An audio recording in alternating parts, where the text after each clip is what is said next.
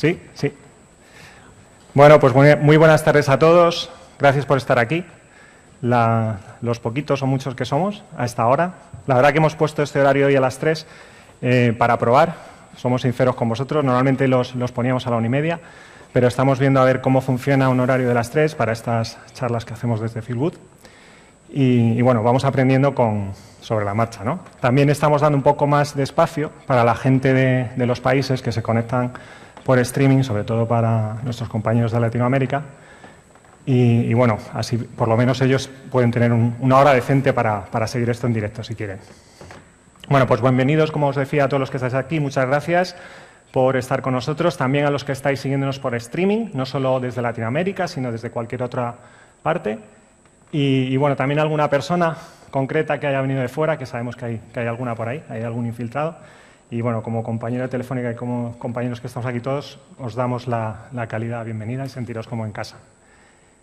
Hoy vamos a ver una charla, una nueva conferencia de Feel Good. En este caso, tocamos 2 de los 4 ejes de Feel Good. Sabéis que los 4 ejes son actividad física, nutrición, salud y persona. Y hoy estamos centrándonos más en la parte de nutrición y de salud. Para ello contamos con 2 súper especialistas en esta materia, como son Jesús Román y José Antonio García Donaire. Estemos aquí con nosotros, tenemos el privilegio de tenerles y aprovecharnos de ellos. Sobre todo lo digo para las preguntas del final, no se olvidéis que es la parte también más rica, ¿vale? Nos podrá gustar más o menos, pero bueno, la ciencia la tienen ellos, así que abusemos de ellos al final, sobre todo en los 15 minutos que nos dejamos siempre para este fin. Y nada, no os voy a dar una introducción sobre ellos muy ilustrativa, porque para eso tenéis ya las redes, internet, etcétera. Simplemente un apunte vital suyo como profesionales, y es en el caso, por ejemplo, de Jesús.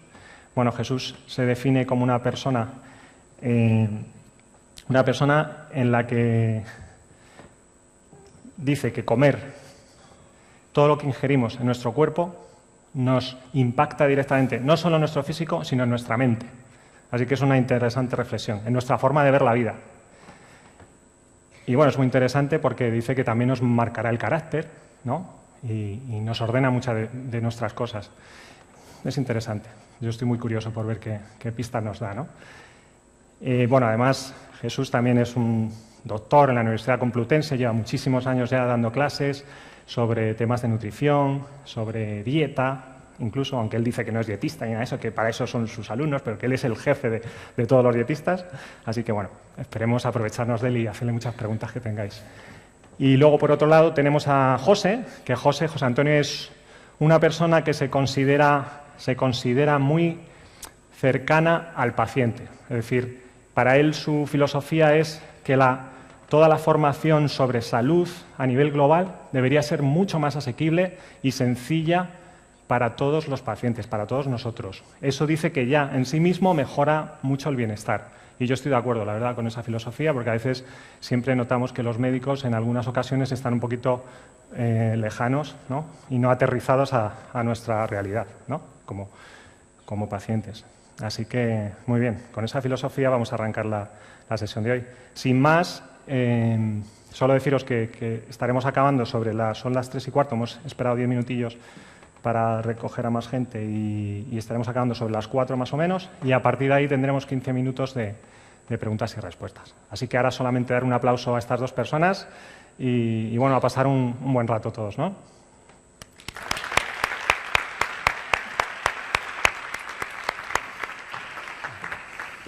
Muy bien. Muchas gracias. Hola. Muy bien. Bueno, ¿qué tal? ¿Cómo están? Bien, me alegro, con hambre. Gracias a Javier por la invitación. La verdad es que hoy hay 2 pruebas aquí. Una, la que ha hecho él con nosotros con el horario, y otra, la que voy a hacer yo con ustedes. Así que vamos a ver lo que sale, ¿eh? Antes que nada, pues agradeceros que hayáis venido, porque no me parecen horas decentes en España. Esto, bueno, dice la ministra hoy que iba a cambiar los horarios, así que a lo mejor esto es el principio del cambio del horario, así que agradeceros muchísimo que estéis aquí. Yo tengo poca experiencia en trabajar con gente de Telefónica, solo cuando llegó un señor a ponerme el teléfono aquel negro de baquelita en mi casa. vamos a ver lo que nos sale. Lo cierto es que me han pedido que nos han pedido que entre José Antonio y yo pues hablemos de alimentación. Hay una cosa que llama mucho la atención y rima. 3 de la tarde, un día laborable y hay gente que le interesa. No sé si se han fijado que esto es un punto crítico, porque si esto fuera una charla, pues yo qué sé, de dinero, cómo hacerse rico, o cualquier otra cosa como más, no sé, parece que tiene más jugo, ¿no? Pero es que al final al español le interesa la alimentación. Fíjense que yo llevo pues 35 años en este negocio de la nutrición, lo que hay que comer, lo que no hay que comer. Yo hace 35 años, bueno, han visto que no lo parece, ¿eh? Porque como bien. Bueno, hace 35 años no juntábamos a gente en un auditorio, vamos, ni hartos de vino, imposible. La gente decía, ¿no? Pero si en España hay alguien que ¿hay algún sitio donde se coma mejor que en España? Caballero, ayúdeme. No, jamón, la paella, el aceite de oliva. Claro, ¿para qué vamos a andar preocupándonos de la comida si no hay un sitio en el mundo que se come mejor que en España? Bien, en esos 35 años, muy divertido porque hemos doblado el número de diabéticos y estamos ganando la Copa Mundial de Niños Gordos. Ya que debe ser que nos estamos zampando el aceite de oliva, el jamón, la paella y luego todas las hamburguesas. Todo apretado, porque si no, otra explicación no tiene. Es decir, algo estamos haciendo mal, francamente mal, ¿eh? Y yo creo que es el momento pues, de reuniones como esta, que lo que pretenden no es hablarles, no se asusten, de las enfermedades y lo que me va a pasar. Y, ¿Ah, no? Bueno, él sí, pero yo no. Pero poco. Aquí yo lo que vengo a hablar es de lo bueno, de lo positivo, es decir, de las cosas estupendas que podemos hacer todos los días. Bueno, pero el colesterol es cosa de... No por el colesterol, ni por la tensión, ni por estas cosas, no, para sentirnos bien a diario. Y esto lo podemos hacer gracias a la comida. Yo voy a hacer una pequeñísima, breve introducción con este pasador de diapositivas que sirve, por si alguien del público se revela, también de objeto contundente. Lo primero es recordar, vamos a ver si me dan la razón, vamos a hacer una pequeña encuesta. Lo primero es recordar que uno tiene, bueno, ha nacido con una dotación, con lo que tenga. La nariz más larga, lo más alto, más bajo, pelo rubio, moreno. Bueno, estas son las cartas que nos han tocado, las cartas de la baraja.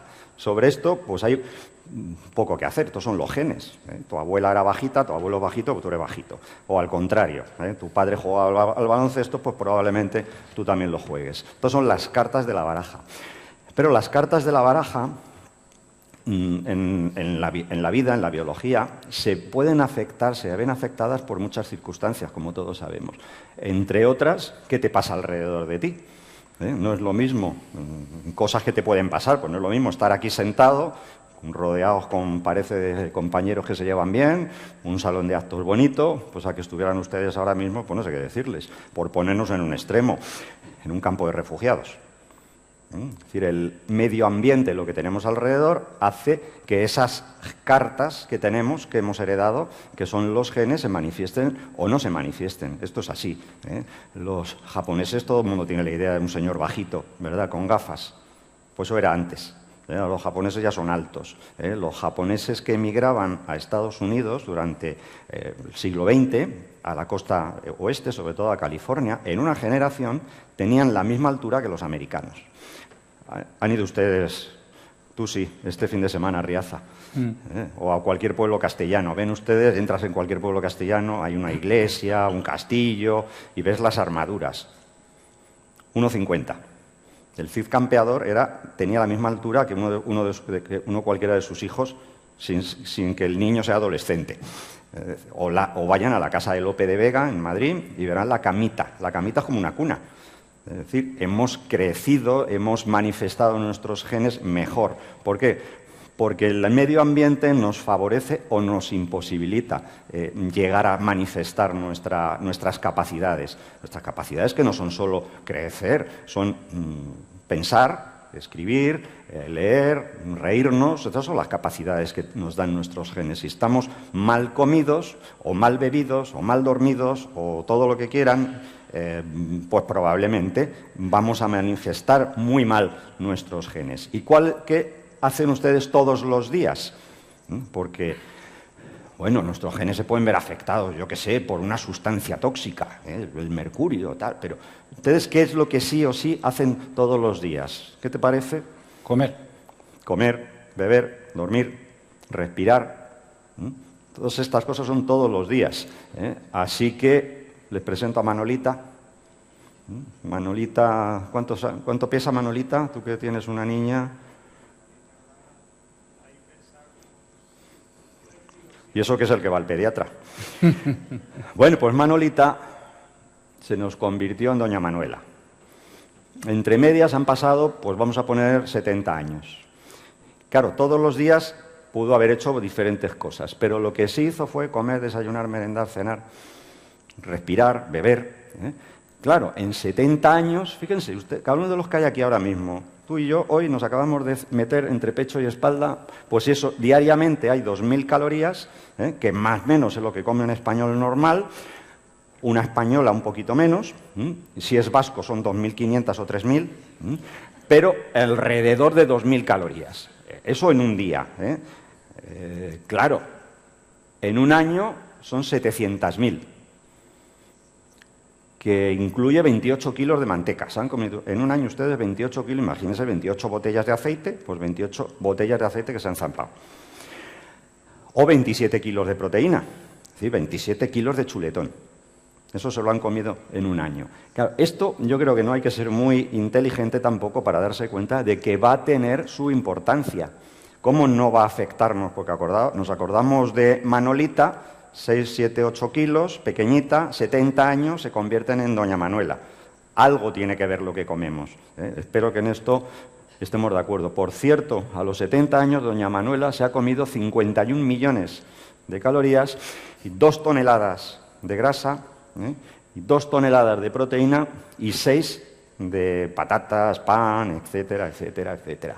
¿Cómo no va a tener importancia lo que le echamos al cuerpo todos los días, los ladrillos y la gasolina? Vamos, esto es una pregunta que me hago yo, que yo ya me sé la respuesta, pero no sé si ustedes están de acuerdo conmigo. Hay que la veo ahí muy interesada con los brazos cruzados. ¿Qué le parece? Sabe que eso es una actitud defensiva. Bueno, ¿le parece que tengo razón? ¿Esto tiene que ver? ¿Se afectará a su cuerpo lo que se come? Sí. Vale, pues, ya hemos acabado. Vámonos. Oye, se nos ha dado bien, ¿no? Si es que es así, es que esta es la realidad, todos lo sabemos. ¿Cómo no va a afectar lo que le echamos al cuerpo? Eso sí, se compran ustedes un coche, un cochazo de esto con el sueldazo de Telefónica, claro. Se compran un cochazo de gasolina y según salen le echan gasoil. ¿A que no se le ocurre a nadie?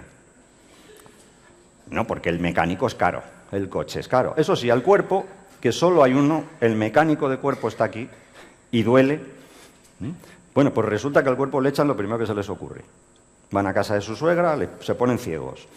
Luego, por la noche, la cena de la empresa. Mañana, un desayuno con picatostes, etc, etc. Es decir, le echamos lo primero que pillamos. Y eso es un gran problema. Pese a que nuestro cuerpo aguanta, tiene la suerte de que aguanta casi todo. Pues de esto es un poquito de lo que les queremos hablar.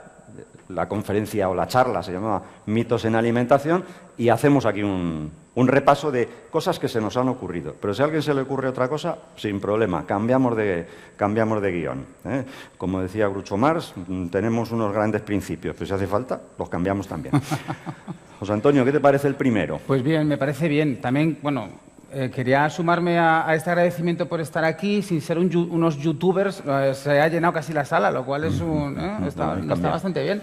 Y bueno, si me lanzas ya directamente, la parte médica, esto que ha dicho muy bien Javier al principio, yo creo que no existe hoy en día, actualmente, una posibilidad de interactuar entre individuos, pacientes, individuos, personas, y los facultativos, que no sea una interacción directa. Eso ya del señor con bigote detrás de la mesa, con la bata y lejísimos, no tiene sentido. Yo creo que hoy en día, si no intentamos evitar que las enfermedades vayan avanzando. Fíjate, yo comentaba esta mañana, ha sido un día bastante estresante esta mañana porque había mucho paciente y yo salgo a la sala de espera y sí, vinieran mis pacientes a esta charla, yo te digo que se me iba reduciendo progresivamente el número de pacientes que veo. Porque la nutrición o el feel good, ¿no?, que al final son esas 4 esferas que tienen que ser de forma continua, y eso me gusta mucho, porque una sin la otra no tiene sentido. Seguro que llegaban menos pacientes a los hospitales, segurísimo, porque la hipertensión, la diabetes, la hipercolesterolemia, la obesidad, por supuesto, y todo lo que está relacionado con ella, la clave y la base está en la alimentación diaria. Por tanto, os hemos planteado estos mitos, pero seguro que se os van a ir ocurriendo algunos a lo largo de la reunión y o bien os levantéis la mano y lo contáis o esperáis al final. Esto, total libertad, ¿eh? Esto de lo primero, de lo que engorda y lo que adelgaza y demás, no os vamos a contar nada distinto de lo que hayáis oído, ¿no? Esto de que el cuerpo es una máquina, los ladrillos, echarle gasolina y demás, es que es verdad. Pero más verdad todavía, cuanto más lo simplificáis, mucho mejor. Es decir, nosotros estamos incluyendo calorías y estamos gastando calorías. ¿Cuántas veces lo habéis escuchado? Millones de veces. No vamos a estar con la calculadora, salvo que tú digas lo contrario.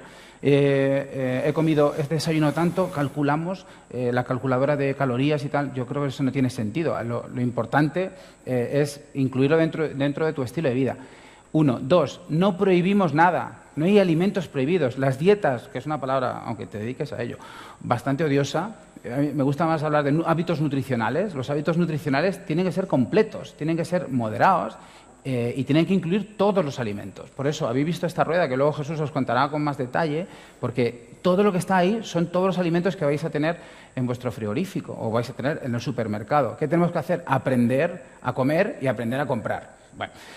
Y también un poco el inicio de esta reunión, que yo le conté a Javier en su momento, venía de una consulta, un día normal de otoño, en el cual apareció un paciente con una analítica que a mí me llegan antes de que llegue el paciente por la puerta y la veo.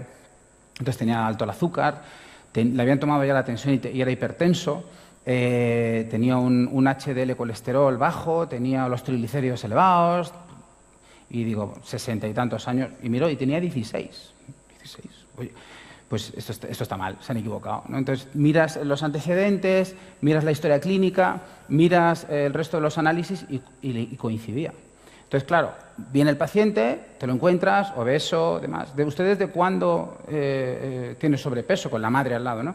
Pues no, el niño ya nació con 4 kilos, que bueno, no tiene por qué ser más de lo que correspondía, pero desde el primer año de peso ya tenía los percentiles en 99 y más arriba.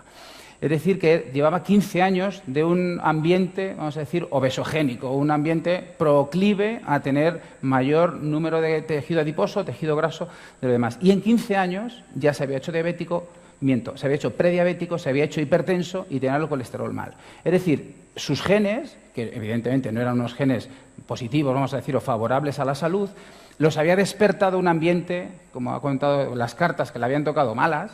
Además, el ambiente había generado que se adelantara la enfermedad 30 años. Y voy más allá. Lo realmente importante, yo siempre digo lo mismo, mira, si te ha caído un melanoma en el tobillo que no lo has podido ver y eso es mala suerte, te ha caído congénito o lo que tú quieras. Pero si te ha caído una patología que es prevenible, es decir, que tú puedes hacer por modificarlo, no tiene perdón el no hacerlo. Es decir, estas cosas se pueden hacer, se pueden modificar y se puede evitar llegar a la consulta. Por tanto, mi consejo, o qué es lo que engorda y lo que adelgaza, el cuerpo. No hay alimentos que engorden o adelgacen, en realidad no existen alimentos para adelgazar, ¿no? Es mentira eso de que las lentejas engordan, ¿no? ¿Esto te ha llegado alguna vez ese comentario? Alguna vez nos cuentan lo de que el pan engordaba también, ¿eh? Y las legumbres y el pan. Claro, lo que engorda es comer mal, ¿eh? Y claro, lo de las 3 de la tarde estar sentados, eso es el problema. Tenemos que estar todos por ahí corriendo. Porque claro, si no estamos aquí tampoco lo vamos a escuchar. Bueno, luego se van. ¿Alguien conoce algún alimento que adelgace? ¿O habéis escuchado? Bueno, aquí estáis en confianza, ¿no? Sois compañeros todos. ¿Habéis escuchado algún alimento? El alimento este adelgaza. ¿Cuál?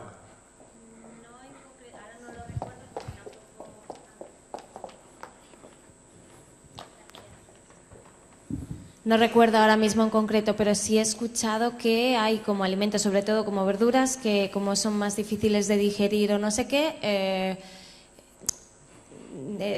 quemas, digamos, más calorías que las que te da. Esto es lo que he escuchado, pero ni me he acordado del porque... Interesante argumento, Eso es un concepto maravilloso, es verdad, las calorías negativas. Esto debe ser como llegar al banco y no tener dinero. Lo más parecido, ¿no? Sí, sí. Es como una reducción, pero eso, de alguna forma, que está muy bien, está fenomenal. Digo, el ponerlo aquí delante de la mesa y luego intentar analizarlo. Es cierto que hay determinados alimentos que, por la fibra que pueden tener, pueden hacer que la digestión, que sabéis que se inicia en el estómago, continúa en el intestino delgado y ya está. Eso es la digestión, un poquito de bilis, hígado y vesícula biliar y ahí se acaba. El resto de todo lo que te queda, sí, absorbes un poquito de vitaminas y algún oligoelemento más y todo lo que le queda es simplemente quitarle agua y generar el bolo final. Ya está. Entonces, la primera parte es la clave. El resto ya sí puedes intentar con la fibra mejorar un poquito la absorción. Es cierto que puede haber digestiones mejores. Si tú haces mejor digestión, vas a tener una alimentación o tu nutrición va a estar bien. Si tú te metes una comida en la cual estás haciendo la digestión 3 horas, como comprenderás, vas a cenar mal, porque vas a cenar más tarde. Y vas a cenar más tarde, esas calorías no te va a dar tiempo a quemarlas. Y eso vas acumulándolo. 50 calorías que acumules al día, multiplícala por 30 y lo tendrás al mes, multiplícalo a los 3 meses y tendrás 2 kilos más. Y al final, ¿cómo tengo 2 kilos más? Pero si yo estoy haciendo lo mismo de todos los días, pues si no estás cuidando un poco la nutrición, eso es lo que te está generando. Y el tema de la fibra, no existen las calorías negativas. Eso no, la única forma de quemar calorías, ya sabéis cuál es, haciendo deporte, haciendo ejercicio, no queda otra. O controlando lo que comes. Sí, aquí hay nadie ha demostrado, porque todos los días les van a hablar de 8 millones de cosas, de la dieta paleolítica, la dieta sin gluten, hay 10 millones de cosas que nos van a contar. Nadie ha conseguido demostrar que no funciona una cosa muy simple, que es las leyes de la termodinámica. Que la termodinámica es como el banco que yo les hablaba. O sea, yo cojo en el banco, le meto 2.000 euros y le saco 1.000. Bueno, a mí no me ha pasado nunca. Si eso lo hago todos los meses, la cuenta del banco engorda. Si yo le saco más de lo que meto, la cuenta del banco adelgaza. Bueno, pues el banco del cuerpo se llama Michelin. Bueno, o barriga, o trasero, en el caso de algunas señoras o señores. No hemos descubierto, de verdad, no se ha descubierto nada que sea diferente. No ha habido nunca el caso de una persona que haya salido de un campo de concentración gordo. Todos han salido muertos de hambre, delgados. Es infalible. Luego habrá cosas que nos van mejor, nos van peor, porque la casuística individual de cada uno pues es la que es, estamos de acuerdo. Pero nadie ha conseguido cambiar las leyes de la termodinámica. Así que olvídense de dietas maravillosas, rápidas, porque no funcionan. Lo que funciona es higiene. Y todos los días, igual que cuidas el coche, pues cuidas a tu cuerpo. Con el problema del sobrepeso y la obesidad hay un punto clave que es 40 años. O incluso 50. Algunos lo consiguen a los 30. Y es aquello de cuando yo tenía 18 años, es que estaba delgado. Y ahora, ¿por qué no entro en la silla? No, eso es el metabolismo. ¿Qué va a ser el metabolismo? Me ha cambiado el metabolismo, eso es muy típico. Me ha cambiado, retengo el Hay líquido. gente que les mide el metabolismo y les cobra, además. No, a ver, lo que ocurre es que cuando tienes 18 años vas con los amigos a jugar al fútbol, estás todo dándole patadas al balón y te comes un perrito caliente, lo más cutre, lo más guarro que pilles, pero entre dos. Cuando tienes 40 años, ¿dónde te vas el domingo? ¿A Riaza? A Riaza. A comer cochinillo. Media botella de vino. Y unos entrantes así a base de morcilla, un poquito. Y un pan gordo de estos. Botella de vino. Claro, no es lo mismo. Y además hay un detalle que se nos suele olvidar. El coche de tu cuerpo, el Ferrari este que te ha regalado Dios y que te tiene que durar, ahora mismo nos está durando el Ferrari en España alrededor de 84, 85 años. Así que hay que cuidarle para que llegue bien, porque, insisto, el mecánico fastidia. Bueno, pues ese Ferrari resulta que con los años pierde motor. Como ese coche viejo que tienen ustedes en el garaje, que siempre han dicho los mecánicos, hay que pisarle un poquito. Bueno, pues como tú lo tienes en el garaje, o sea, sentado, quiso Dios que ese Ferrari, el músculo se va atrofiando. Ustedes a partir de los 30 años van perdiendo masa muscular. Y a los 40 tienen menos, a los 50 tienen menos. Es decir, su Ferrari de 2.000 centímetros cúbicos y no sé cuantísimos caballos, cuando tienen 40 años tienen la mitad de caballos. Y por lo tanto gastan menos. Ese es el secreto. Sí, ¿y cómo gastan menos? A la barriga. Y encima vienen de Ribera de Duero, el cochinillo, o sea que está un poquito explicado. No significa que no tengan solución, claro que la tiene. Los señores de 70 años que hacen ejercicio conservan más masa muscular que muchos de 55 que no han hecho nada nunca. O sea, que sí que se puede hacer, y tampoco es que sea matarse, ponerse a hacer pesas todos los días, una actividad física que impida que perdamos masa muscular. Con eso nos sujetamos mejor y además conseguimos que el centímetro cúbico sea más potente. Sí, en esta reunión además hablaremos en tema mitos y realidades, algunas cosas que establezcamos como tales es porque están basadas en la evidencia. Esa otra parte que tenemos, que es la de ser profesores o publicar, es porque hay estudios que así lo dicen. Por ejemplo, si se habla del ejercicio que has hecho durante tu adolescencia y que te ha durado hasta los 20-25 años, que te puede ayudar para prevenir determinados tipos de tumores. Y eso es cierto, eso está basado en la evidencia. Luego, hay forma de medir este metabolismo basal, que es lo que ha contado Jesús, el motor que uno tiene. Sí, estudios de bioimpedancia, seguro que lo han hecho una vez. Eso de subirse descalzo en una maquinita y tocar descalzo, ¿lo conocen eso? ¿Lo han hecho alguna vez? Si no, eso se puede hacer y es real. Es decir, te puede medir tu gasto calórico, tus centímetros cúbicos que gastas todos los días solamente por respirar a hacer la digestión. Ya está, que eso es lo que gasta una persona sin hacer nada más que sobrevivir, ¿no? Pues eso es, vamos a decir, un varón de 70 años, varón de 30 años aproximadamente gastará 2.000, 1.900 y una mujer unas 200 menos. Y eso se va igualando a lo largo de los años. Por tanto, y también por ir avanzando un poco de tema, lo último que a mí me gustaría decir en este sentido es que es importante el índice de masa corporal, es decir, el peso partido de la talla al cuadrado, eso seguro que lo han escuchado muchas veces, pero más importante es el perímetro abdominal. Y eso además, como por streaming estamos hablando en Latinoamérica, dependerá de dónde estemos viviendo, también de nuestros antecedentes o de nuestra genética, ¿no? En principio en Europa los límites para el varón son 102 centímetros, ¿vale? Hay que subir los brazos, pasar una cinta métrica por el ombligo y por debajo de las costillas, y eso tiene que ser menor de 102, y en la mujer 88. Eso es un poco a nivel general en Europa, y en Iberoamérica son 2 centímetros más, tanto en el hombre como en la mujer. Eso es lo que se llama el perímetro abdominal patológico, por encima de esos niveles, que se relaciona con grasa abdominal y con mayor riesgo cardiovascular. Un poco esas cifras que les quede sin mucho más. Muy bien. ¿Te parece? Pues ya hay un par de ellos por ahí midiéndose. Bien, pues nada, es sencillito y barato. Vamos a poner brevemente, para ver las consecuencias de el desorden, porque esto en definitiva es un problema de desorden y hasta qué punto es peligroso. Vamos a ver un extremo, esto es una exageración, pero bueno, es para que veamos una exageración. Vamos a ver el 16 años primer vídeo. Antes de la consulta, a ver lo que le puede pasar.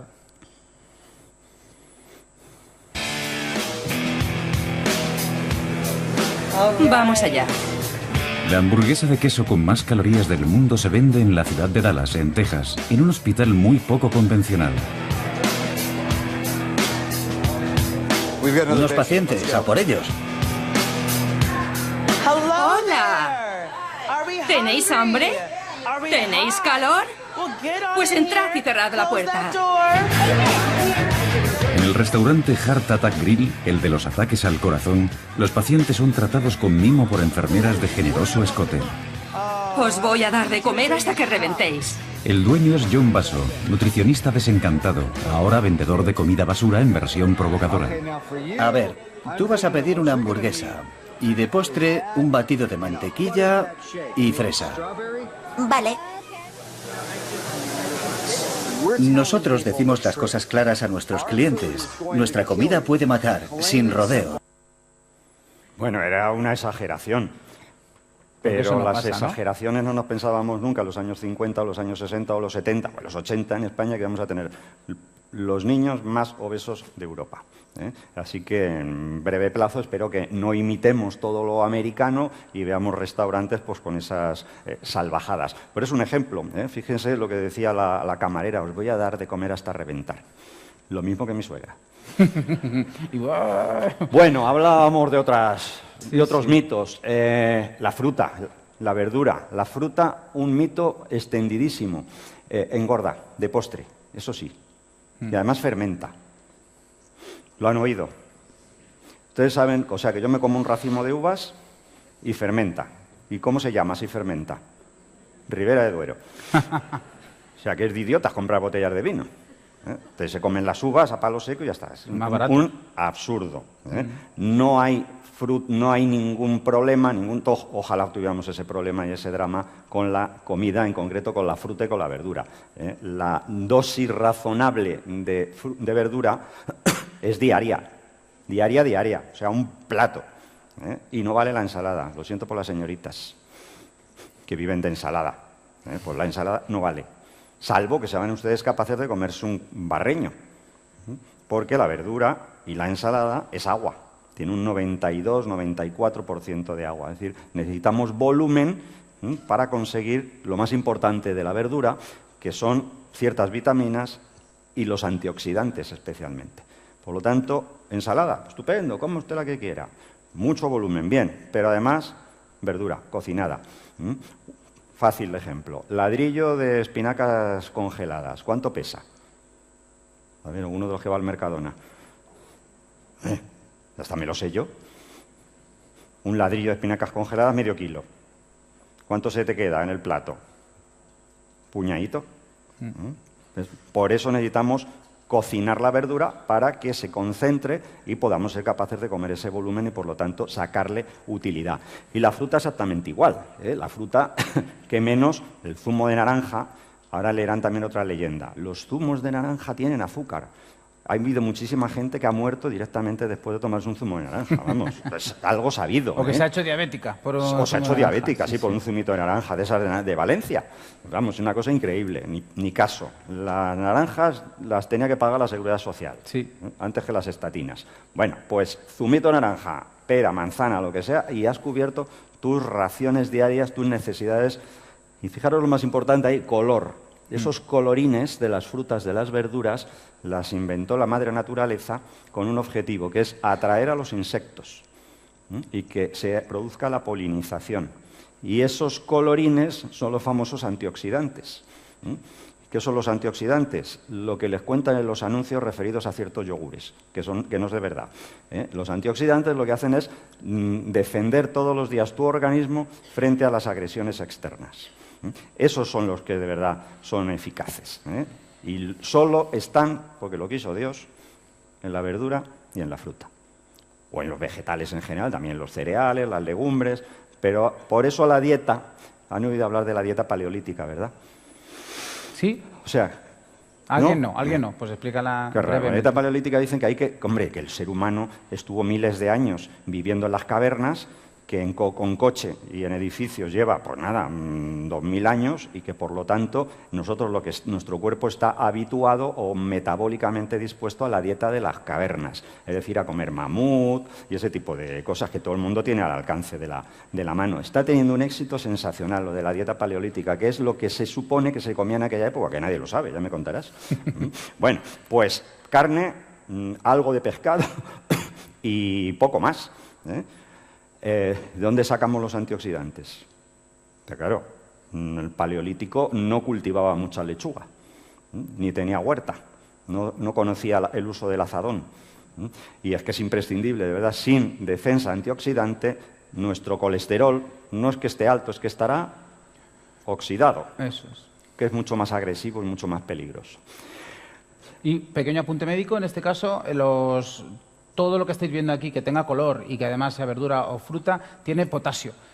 Salvo la manzana y la pera, que es lo que menos potasio tiene, pero el resto de cítricos, plátano y demás, todo tiene potasio, que se intercambia en el organismo ¿por qué? Por el sodio, ¿no? Y si tenemos menos sodio, tenemos menos posibilidades de ser hipertensos. Por tanto, e incluso el paciente que tiene la presión arterial normal o normal baja, yo es que tengo 9,6 de tensión, mira, bendito o bendita, porque esa suerte que te ha caído. Tener la tensión baja, nadie intente subir la base de Coca-Colas y cafés, como hay veces que no te queda más remedio, sobre todo en verano, ¿verdad? El coñac tampoco. No. Hay que decir, bueno, vas a vivir más años, joder, algo tendrás que jorobarte, porque te va a tocar 8 o 9 años más de vivir, pero claro, con esta tensión tan baja no sé si quiero vivirla. Bueno, sí, pues te ha tocado. En realidad, bueno, un refresco de cola, no se pueden dar marcas, se puede tomar, ¿vale? Pero lo que está haciendo el potasio en este caso es intercambiarlo por sodio. Por tanto, si tenéis la presión normal o normal alta, y si es hipertenso, por supuesto, esto es un tratamiento, es una parte del tratamiento que tenéis que llevar, aparte de los fármacos y que tomáis. Bueno, ¿y qué otras cosas oímos? El agua también engorda, ¿eh? El agua es una cosa tremenda. O el agua comiendo también se dice, Agua ¿no? comiendo Sí, engorda. agua comiendo. También lo habrán oído, me imagino, ¿eh? Bueno, el agua, que yo sepa, nunca tuvo calorías, la pobre, ¿eh? Salvo que le eches algo, ¿eh? Pero en general el agua no tiene calorías. Pero el cuerpo humano está formado por agua.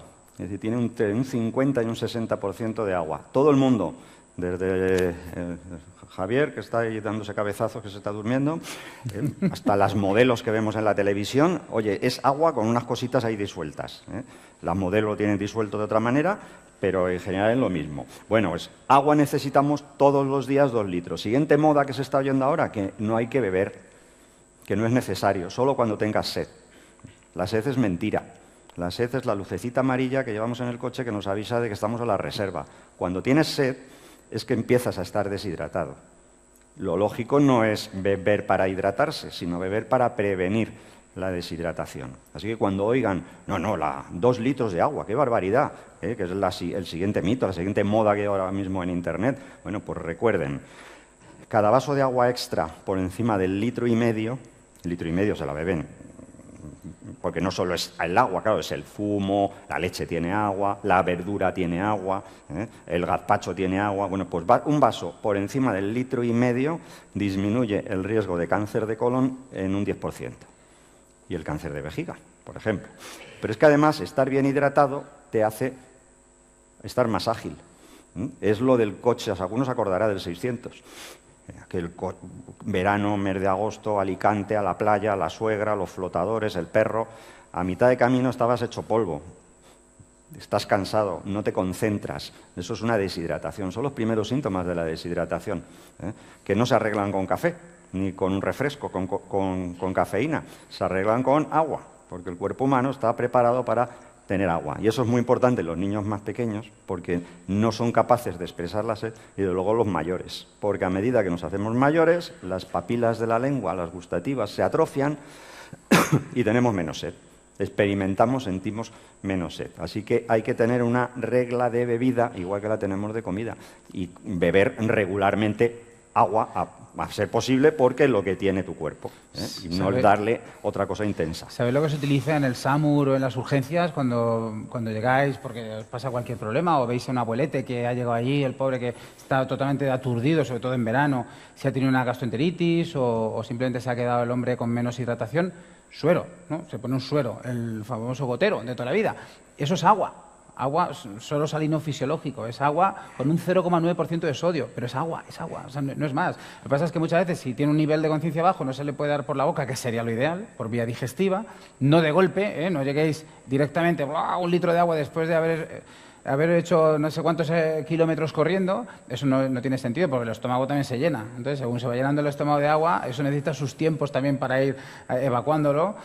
Lo que se utiliza es eso. Por tanto, el organismo, lo primero que necesita siempre, nada más hablar, oye, ¿qué le pasa a este paciente? Salvo que esté en insuficiencia cardíaca, esto de que se le llena los pulmones de líquido, salvo esas circunstancias, lo demás, tú métele un suero y empezamos a pensar qué le pasa al paciente. ¿Por qué? Porque lo primero que nos pasa cuando nos ponemos malos es que nos deshidratamos. Por tanto, lo más importante es el agua. El agua siempre viene bien. Insisto, salvo ese caso, e incluso con insuficiencia cardíaca, hablamos con algunos pacientes hasta qué niveles, y luego cuando se tienen diálisis, que sabéis cuando ya los riñones dejan de funcionar, también les ajustamos los litros que necesitan. Es decir, en ningún caso hay que dejar al paciente sin agua. El agua siempre es buena, y eso de que engorda comiendo es una trola. Y fijaros, tan importante que en los colegios recomendamos que haya agua libre, gratuita, disponible. O sea, una fuente, vamos. En Madrid incluso el grifo. Porque un niño que beba agua se concentra mejor y estudia mejor. Y se puede medir. El coeficiente intelectual, la rapidez de reflejos, esa respuesta que tienes en la punta de la lengua es más rápida cuando has bebido lo suficiente. Y, por cierto, los que hacen deporte lo que tienen que beber es agua. Las bebidas para deportistas solo están indicadas cuando has hecho más de 1 hora de ejercicio, o sea, le has pegado duro. O hace un clima extraordinario, pero hombre, la recomendación, si es Écija, 4 de la tarde, mes de agosto, es no juegues al fútbol. Pero si no, cualquiera de los que estamos aquí, que hombre, digo yo que la mayoría, yo por la mayoría de acá para allá, no hacemos más de 1 hora de ejercicio físico intenso. Con agua es más que suficiente y no hace falta añadirle nada más. Bueno, ¿qué te parece lo de la copita de vino que recomendáis los cardiólogos y esta gente Bueno, de malvivir? Pues esto hay que tener cierto cuidado, porque, bueno, desde las sociedades de hipertensión, en este caso, la que soy partícipe y tal, lo que hemos llegado es a leer bibliografía, a mirar qué es lo que hay en la literatura, con estudios bien hechos, no un estudio de 20 que hicieron en La Rioja o que hicieron en Bremen. En realidad, lo que está demostrado es que en pacientes que tengan por costumbre que les guste, porque el alcohol no le tiene por qué gustar a todo el mundo, y de hecho si no te gusta yo no te voy a decir que bebas alcohol, ni muchísimo menos. El alcohol es tóxico, es algo que está ahí y que sí es cierto que en cantidades adecuadas, moderadamente, que sería un par de cañas al día en el caso de la cerveza, vino, diariamente o una o dos unidades también en el caso de la mujer, sí se ha demostrado que hace la famosa curva en J. Esta curva en J lo que hace es que el riesgo basal de los abstemios, vamos a decir que es basal, que es 0, si se consume de forma moderada desciende un poquito, es decir que el riesgo sí que es cierto que baja tanto como con el vino como con la cerveza, de hecho están incluidas en la rueda de los alimentos de la dieta mediterránea, y luego posteriormente sube la J para arriba, es decir que el riesgo a partir de esas unidades se dispara. Es decir, claro, por eso digo que hay que tener cierto cuidado, hay que entrar dentro de un segmento que cada uno, si tiene dudas, lo mejor es que vaya al médico y se lo pregunte, ¿vale? Porque si está tomando fármacos o tiene un antecedente de algún problema de ansiedad o angustia o está tomando, por supuesto, antidepresivos y tal, lo ideal es 0 alcohol, por supuesto, y por supuesto está embarazada y demás. Pero en los pacientes que les gusta consumir cerveza o vino y que lo hace de forma moderada, el riesgo disminuye. También hay que recordar lo de moderado que es, porque claro, yo tengo mi amigo este grande, gordo, Sí. Para él moderado son... Olaf. Pues, 2 cubatas, 3 cañas, 2 media botella de vino, y él, claro, como no se marea, dice que eso es moderado, ¿no? La moderación está definida estadísticamente, es un dato estadístico de toxicidad de alcohol, que es esta, la de 1-2 copas, 1-2 cañas para la mujer, salvo que sea vasca también, que puede ser más, o para los hombres, que puede ir de 2 a 3, bueno, salvo que sea gasol. Exactamente, Porque, puede claro, tomar un poco más. todo va en proporción del tamaño. Si tienes un tamaño enorme, puedes aguantar un poquito más. Es un problema de aguante porque el alcohol se acaba de quemar en el hígado y, por lo tanto, acaba produciendo un problema de toxicidad. Aún así, en España, en la dieta mediterránea, en general hay que reconocer que a la gente le suele gustar. Pues Y luego aunque le guste, lo que no hay que hacer es recomendarlo, sino decir que tiene ciertas ventajas, pero si no te excedes. Porque si te excedes, los perjuicios son más que las ventajas, ya no ayuda al corazón. Y además no es una dosis que se pueda acumular y el domingo te tomes toda de todos los días porque dices, ya cubro semanalmente toda la dosis. No, eso no vale, ¿eh? Tiene que ser... ¿No vale lo de 14 los sábados? No. Hay gente que puede tomar este tipo de mensajes con cuidado, por el streaming, ojo. Diario, no acumulado semanal ni mensual. No toma 60 cervezas el día 30 del mes. Bueno, otra leyenda tremenda, que en los últimos 2 años es que ha proliferado de una manera bestial. La leche es malísima. Argumento. La leche es un alimento de niños, de bebés o de cachorros. No hay ningún animal, ni un león, ni un oso polar, que de adulto tome leche. Luego, el ser humano adulto no debería de tomar leche. Con lo cual, muchísima gente se ha pasado a tomar cosas blancas, que van en botella, y le llaman leche, que no es leche. Es leche de almendras, leche de soja, leche de alpiste, que la hay, lo juro, lo he visto, de alpiste. Y han dejado la leche. A ver, la leche es el único producto que nos proporciona calcio en cantidades suficientes. Eso lo quiso Dios. Y chicos, de verdad que es que no hemos descubierto otro sistema. El calcio es necesario, sobre todo es necesario llenar, también es una especie de banco. Hay que llenar el depósito de calcio cuando eres niño y adolescente. Pero es que después ese banco va perdiendo un poquito, cobra comisiones, y va perdiendo. Y si eres mujer, sobre todo, a partir de la menopausia, tus reservas de calcio empiezan a bajar. Y cuando tienes 70 años, se te rompe la cadera. Y poca gente sabe que la mortalidad, por ejemplo, de la rotura de cadera es superior al de cáncer de mama. Es decir, la leche es que es muy mala, porque los adultos no deben. Bueno, dime otra fuente de calcio. No hay. Además, contra ese argumento les recomiendo otro.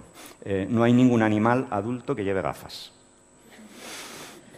Incluso no hay ningún animal adulto que se ponga ropa, salvo la perra de mi vecina, que le pone un abriguito colorado muy mono, ni ningún animal adulto que venga a trabajar.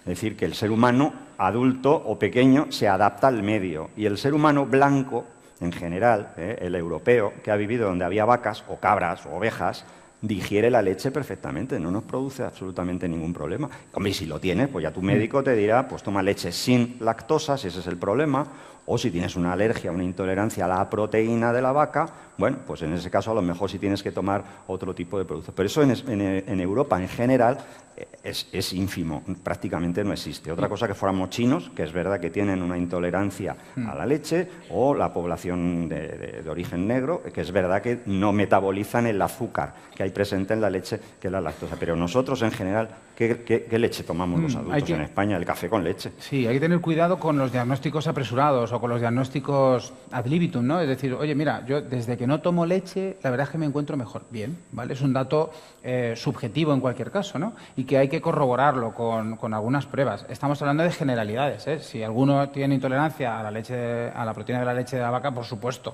no tiene que tomar leche, ¿no? Pero el porcentaje no es tan elevado. Lo que pasa es que, como en este tema de la salud y la nutrición y el feel good, somos tan pendulares que nos movemos de un sitio a otro de forma muy rápida porque hemos escuchado algo, o el doctor del bosque o el doctor Google nos lo ha comentado, pues ojo, porque se quema enseguida el bosque. Es decir, estas noticias vuelan como los mitos en este tipo de problemas. Por tanto, puede ser que al dejar de tomar leche o un determinado tipo de leche te encuentres mejor, pero eso hay que corroborarlo con alguna prueba, ¿no? Entonces vas al médico de primaria y te hacen un test de tolerancia a la lactosa y determinas si realmente tienes intolerancia o no. O resulta que has tenido un cambio de digestión o has tenido alguna alteración de otro tipo, o una infección bacteriana. Fijaros, la mayoría de las gastroenteritis duran 24 horas y es una bacteria, ¿eh? Una bacteria, es un Staph aureus, un bicho que te dura 24 horas. Eso os habrá pasado sobre todo en verano, ¿no? Comes, de repente te encuentras fatal, te vas por arriba y por abajo y por el medio, y al día siguiente dices, joder, pues sí, ya me encuentro bien.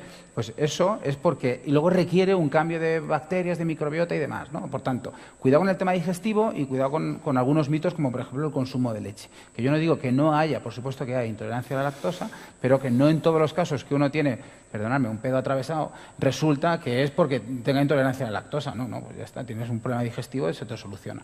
En cualquier caso, si tienes intolerancia a la lactosa y leche sin lactosa, el yogur prácticamente está comprobado que se digiere sin ningún problema, y luego los quesos ya no tienen lactosa en absoluto. El caso es tomar calcio, ¿eh? No es que sea una reverencia a la leche, sino el producto lácteo, que es el único que nos puede proporcionar calcio en cantidades suficientes. ¿Querías comentar algo? Grita. Que nos han...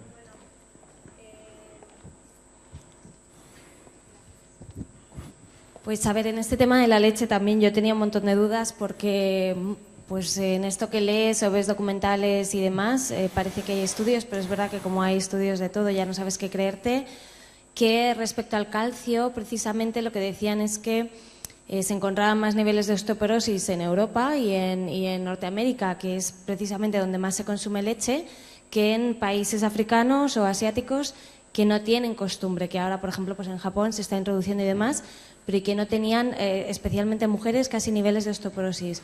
Y venían a decir que para que el calcio acidifica, estoy hablando, no tengo ni idea, yo simplemente repito lo que he escuchado, acidifica, no sé, el pH o tal, y entonces para neutralizarlo se coge calcio de los huesos y que al final es contraproducente. Ni idea si es verdad o no, pero es verdad que te sacan estudios y te sacan no sé qué y comparaciones, entonces uno no sabe... Pero a ver, estudios son estudios, de verdad es que aquí, claro, todo el mundo habla, todo el mundo escribe, claro, hay blogueros y el youtuber, este famoso, claro, eso no es información contrastada, la información contrastada es la que está demostrada, que bueno, estamos hablando de biología, las cosas pueden variar, pueden haber pequeños cambios, pero, hombre, hay gente que se dedica a estudiar esto durante muchísimos años, hay datos muy contrastados. A ver, la leche, por supuesto, es el mejor alimento, más barato, más fácil, más sencillo, la mejor fuente de proteína para el bebé, por ejemplo, la más rápida, y además la mejor fuente de minerales, de calcio, fósforo, magnesio. Se mire como se mire, ¿eh? La otra opción es masticar cáscaras de huevo, que está bien, pero es un poquito más aburrido, sobre todo para echarle colacao. Y no sé qué decirte, el polvo de ostra, por ejemplo. Hay calcio en los vegetales, las almendras, tal, pero se absorbe muy mal y tú tienes una capacidad limitada de comer ese tipo de alimentos. En África no hay osteoporosis, por supuesto. ¿Con qué años se mueren en África? No van a vivir 84 años, por desgracia. Luego está la genética. Los orientales tienen una genética diferente. Y desde pequeñitas las orientales toman soja, que es un protector del hueso, como sabemos. La leche de soja, mal llamada, porque no es una leche, leche solo de la teta de la vaca. Las bebidas de soja pueden ser interesantes si le ponen calcio el fabricante, pueden ser interesantes, pero a nosotros no nos sustituye la leche. ¿Por qué? Porque tú la empiezas a tomar cuando tienes 30 o 40 años. Tiene que ser diaria, mantenida toda la vida, y eso aquí no lo hacemos. La soja española, de todas maneras, se llama lenteja. Sí, mejor, mucho mejor. Pero claro, tampoco la tomamos. Y piensa, porque engorda, dicen algunos, ¿no? Pues piensa también que lo de el tema de la osteoporosis, que depende mucho de los años que vivas y de las alteraciones hormonales. La número 1 es la osteoporosis posmenopáusica o perimenopáusica, cuando disminuyen los estrógenos en la mujer fértil y aparece algún problema porque los estrógenos protegen el hueso. Y luego está la vitamina D. En España, con todo el sol que hay, pues mira, tenemos unos déficits de vitamina D muy importantes. Pero, ojo, no todos los déficits de vitamina D hay que tratarlos de forma farmacológica, ¿no? Fijaros, ya pasó hace años y de hecho por eso hubo que poner un inspector en farmacia para que firmase las vitaminas D de las fontanelas de los niños. Los que tengáis bebés, seguro que les ha habido las gotitas de vitamina D, ¿no? Eso tiene que pasar por el inspector, ¿sabéis por qué? Porque en un momento dado se dijo, hay déficit de vitamina D generalizado, todos los niños a darle vitamina D, e intoxicaron a muchos niños por vitamina D. Y la toxicidad de estas cosas ocurre. Por tanto, mucho mejor hacerlo de forma nutricional, es decir, tienes pescados, tienes leche, tienes posibilidad de calcio. Tienes sol. Y el sol, pero claro, todo a la vez. No decir, bueno, yo es que la leche me sienta mal, me pongo un poco al sol, ¿cuánto es? 1 centímetro, 5 centímetros cuadrados, me saco las manos así en la terraza. No, ojo, todo además de una forma natural o nutricional es mucho mejor que de forma farmacológica. Por tanto, la osteoporosis, que requiere calcio, requiere vitamina D y además una hormona que hay aquí que se llama paratormona, eso, el equilibrio correcto tiene que ser vía nutricional, siempre es mucho mejor. Y si no, tratamiento farmacológico, pero con cuidado y con vigilancia, no automedicarse con ese tipo de productos. Bueno, a ver alguna cosa más. Los cereales, el siguiente mito. Ahora todo el mundo se ha vuelto celíaco, chicos. Porque salió una actriz en la televisión, Gwyneth Paltrow era. Gwyneth Paltrow. Diciendo que es que desde que no tomaba gluten se encontraba ligera. Joder. Oye, mano santa, lo que no han conseguido las asociaciones de pacientes, 40 años dando la brasa, porque los pobres celíacos iban a donde fuera a comer y decían, soy celíaco. Y le decía al restaurante, el camarero, el maître, mande. Y decía, hay un chalao ahí que dice no sé qué. Y le atizaba el colorante de la paella, porque nadie usa azafrán. El azafrán es carísimo, por Dios, no van a usar azafrán. El colorante de la paella de no sé qué, con una base de gluten. Y no ha habido manera de que un celíaco pudiera tener acceso a dietas sin gluten. Corcho, hasta que un famoso dijo que el gluten era un veneno. Se pone de moda la comida sin gluten y ahora hay comida sin gluten donde vayas. Bueno, aquí a la entrada hay un kiosco, el kiosco este que tenéis. Lo primero que me he encontrado, pan sin gluten. Vamos, hace 2 años, inverosímil, no sabían ni lo que era. Ahora, de repente, todo el mundo tiene un problema con el gluten. ¿Os acordáis de los romanos? Eran esos señores que llevaban casco, lanza. Bueno, España era el granero de Roma. Es decir, la dieta mediterránea está basada en cereal. Vuestro abuelo ha comido pan, pero a expuertas. La recomendación oficial de pan en los años 65-70 por parte del Ministerio de Sanidad, que lo tengo en un libro, lo juro, era medio kilo de pan diario. Eso es lo que la gente comía. Luego lo veremos de las lentejas. De las lentejas la recomendación oficial eran 6 veces a la semana. El pan se cortaba, ya vuestra tía del pueblo lo hace, a izquierdas, de hogaza. Y ahora vas y pides una baguette. Es decir, la dieta sin gluten es solo para los celíacos. Tú no puedes dejar de tomar cereal porque entonces te cargas los carbohidratos, te cargas parte de las vitaminas del grupo B y tienes una dieta desequilibrada. Consejo, eso sí, que todo el mundo está haciendo ahora, pasaros en lo posible al cereal integral, que tienes la grasa insaturada del germen, tienes los antioxidantes, además la fibra. Bueno, está muy bien pasar al cereal integral, al pan integral, pues pan integral de verdad. Hay que mirar la etiqueta, porque la mayoría es pan blanco, harina blanca, con salvado.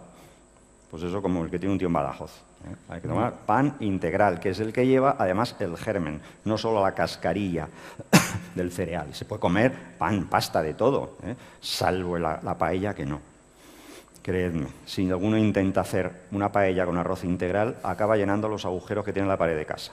Imposible, pero lo demás sí, sin problema. Hasta en Inglaterra, en los colegios de los niños, se recomienda que tomen ya pan integral. Así que animaros. Lo que ponen en el comedor aquí es pan blanco con salvado. Que lo sepáis. No, y en realidad es la base del desayuno, por ejemplo. Esto también hay que equilibrar un poco la dieta en función de las necesidades de cada uno, del gasto que vaya a hacer, si tiene turno de mañana, tarde o noche. Y eso es una gran fuente para el desayuno, no solamente de carbohidratos, que tiene que ser el 50-55% de cualquier dieta, tiene que ser carbohidratos, necesitamos energía, nuestro cerebro tiene que quemar glucosa y eso te viene bien a través de una fuente como pueden ser los cereales, de hierro. ¿Cuántas personas no pueden tener un poquito de ferropenia? Bueno, el hierro no solamente está en cereales, sino que está sobre todo en mejillones, almejas, berberechos y demás, también las lentejas, también el hígado, pero la nutrición, y si es insuficiente, utilizaremos el fármaco. Y vamos a ir más deprisa, Sí, vegetariano, sí, ¿qué te parece? Que eso es la siguiente moda. ¿Cuántos vegetarianos tenemos aquí ahora? Estrictos. Que conozcáis. ¿No? ¿Hay una persona? ¿No más? Nada, mentira. Estáis con las manos bajadas, pero hay muchos más. ¿Sí? Yo en la facultad, en primero, el año pasado tuve 1. No, el antepasado tuve 1. El año pasado tuve 3 y este año tengo 10. Bueno. Es contagioso. Bueno, no sé, en realidad es una opción, sin más. Yo no creo que sea ni bueno ni malo, pero sí es cierto que en algunos casos no tiene por qué ser ni más sano ni menos sano que no ser vegetariano. Pero yo recomiendo, por lo menos los pacientes que tengo que son vegetarianos estrictos o que llevan un poco más allá del tema de la dieta, a vigilarse algunos déficits carenciales, algunas carencias que puede haber en cuanto a los oligoelementos. Y algunos síntomas que vienen que son muy inespecíficos y muy difíciles de diagnosticar, como puede ser el cansancio, la debilidad, dificultad de concentración, algún déficit de memoria y demás, puede estar determinado por esto. Hay muchos otros oligoelementos o minerales que pueden existir en otros productos que pueden estar carenciales en este tipo de personas. Por tanto, yo ni lo recomiendo ni lo dejo de recomendar. Solo digo que hay que hacer vigilancia de algunas carencias que pueden tener. En efecto, ser vegetariano es una opción y es perfectamente sana, además.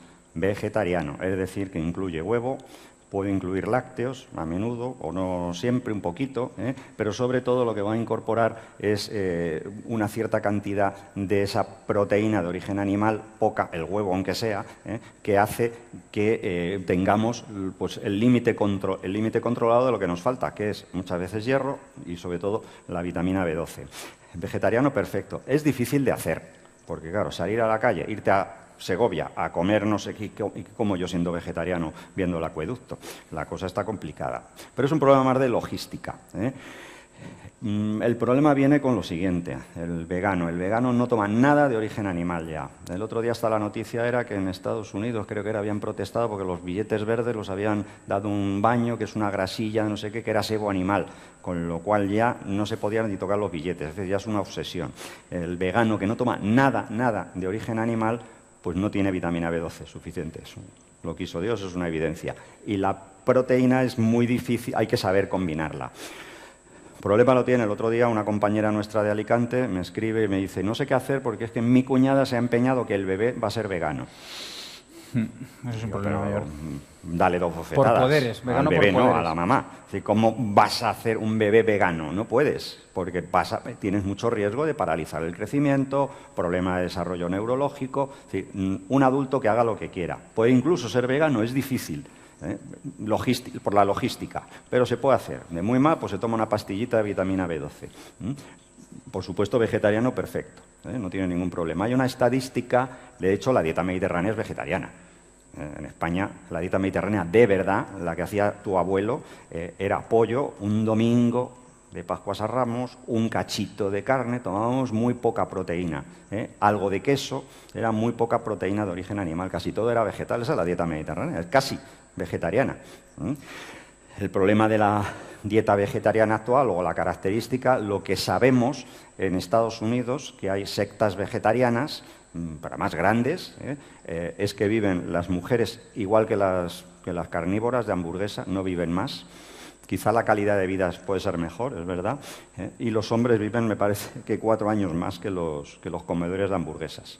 Es decir, que hay una cierta diferencia, pero no es tremendamente significativa. Otra cosa que te guste, te apetezca. En ese caso, pues bueno, un adulto que haga lo que le apetezca. Y no sé si tenemos alguna cosa más. Hombre, la sal. Sí, bueno, la sal, esto también es uno de los mitos que son muy habituales, ¿no? La sal, ya sabéis que hay la sal que se ve, cloruro sódico, necesitamos aproximadamente 2 gramos, pero es muy difícil de medir, ¿no? Se dice que una cucharadita de té, existe eso, yo es que no tomo té, pero la cucharadita de té, lo que cabe en una cucharada de té al día, eso es toda la sal que deberíamos ingerir. Y luego está ese 20% más el 80% que es la sal que está incluida, el cloruro sódico que está incluido dentro de los alimentos que están en nuestra dieta. Bueno, pues ojo con los quesos muy curados, sobre todo si tenéis la presión arterial en el reconocimiento alta o ya sois hipertensos. Hay que tener cuidado pues eso, con los precocinados, con algunos salazones, como es lógico. E insisto, no lo suspendáis, simplemente pues moderar su ingesta, depende de cada uno.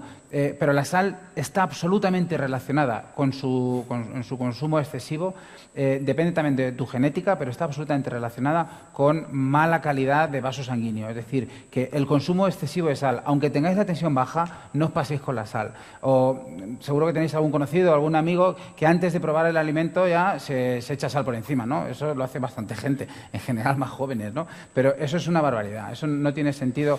Y luego existen alternativas, el azafrán, el limón, tomillo, ajo, romero, orégano, no sé, utilizarlo si no tenéis más remedio que no tomar absolutamente nada de sal, que esos solamente son los que tengan hipertensión arterial, que llamamos resistente, es decir, que ya estén tomando 3 o más antihipertensivos y no se controle, eso sí que no tienen que tomar nada de sal. El resto, pues tenemos que tomar un consumo moderado.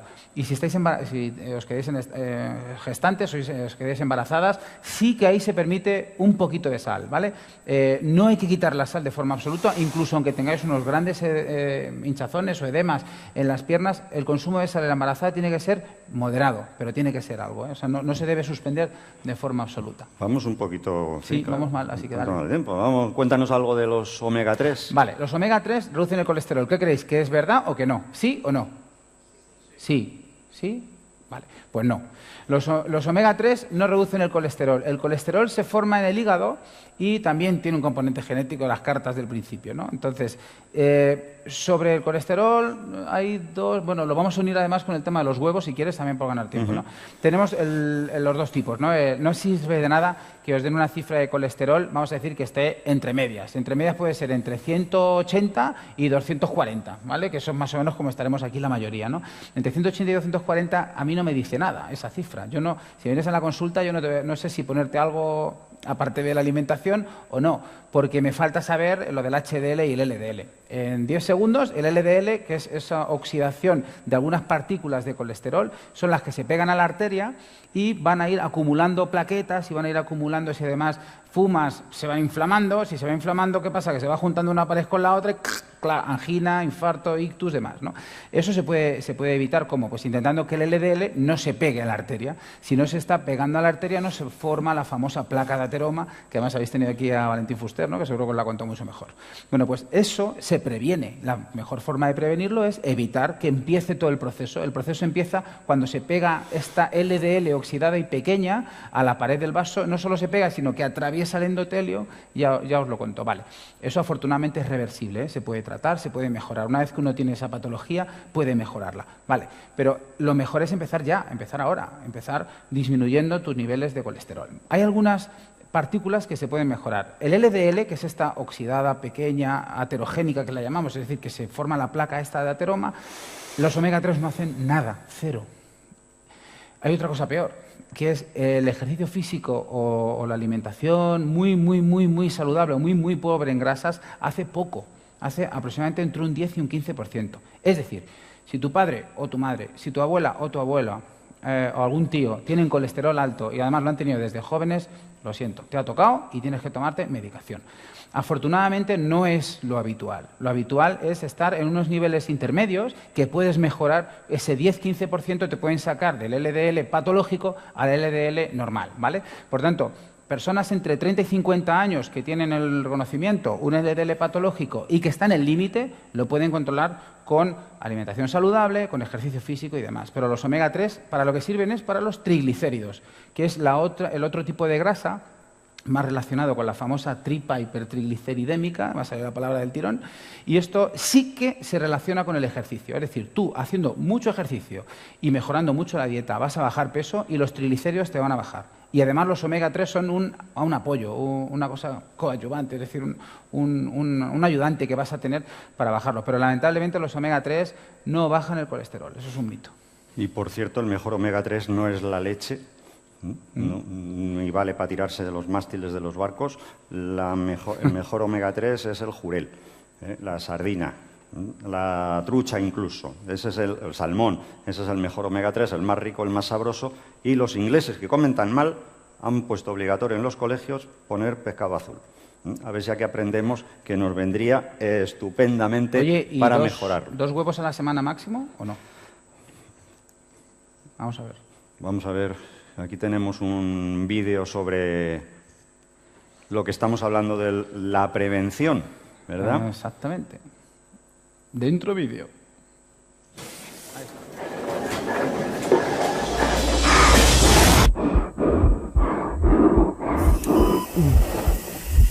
All right, what do we got? Just came in. Heart attack. 5'9", 300 pounds, 32 years old. How the hell does that happen?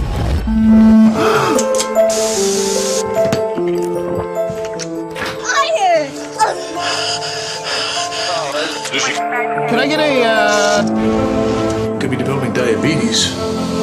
We have to make a change. Oh, yeah. You're graduating! Watch TV. You won't even have to leave. You can't do this. Yes, can I get a... Yeah, no, deep dish? You have to make a change.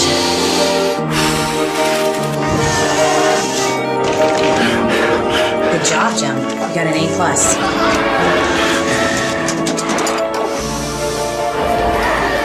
Here are your fries, sweetie.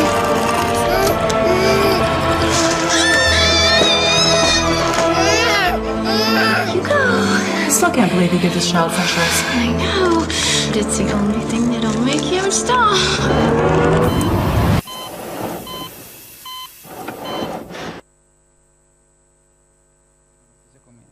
Se comía más de 2 huevos al día. También es una exageración, pero es cierto el mensaje. Si podemos prevenir, como decías, desde la infancia. Siempre recuerdo aquella investigación que hicieron con los soldados en la guerra de Corea, donde se descubrió que chavales de 20, 22 años, ya comedores de hamburguesas, tenían ya las arterias taponadas. Es decir, que esto lo conocemos hace mucho tiempo y hay muchas posibilidades de verdad de prevenirlo, de hacerlo, de vivir esos 84, 85 años que estadísticamente tenemos derecho, parece ser ahora, sobre todo bien, sin medicación. Vamos fatal de tiempo, jefe, ¿cómo...? Vale. Uno más. Bueno, uno más. ¿Cuál cogemos? ¿Cuál cogemos? Decías de edad, en el 2020 va a haber 100.000 centenarios en España. Así que, bueno, no sé si aguantarán las pensiones, pero 100.000 personas por encima de 100 años habrá dentro de 4, 3 ya, casi. Bueno, pues para acabar alguna consideración, legumbre, por Dios que no engorda, lo que engorda es la morcilla, el chorizo, la oreja, la panceta, la papada que le ponemos. La legumbre no tiene un valor calórico muy elevado, es algo imprescindible. Y se han dejado hasta de sembrar los garbanzos en España, los traemos de México.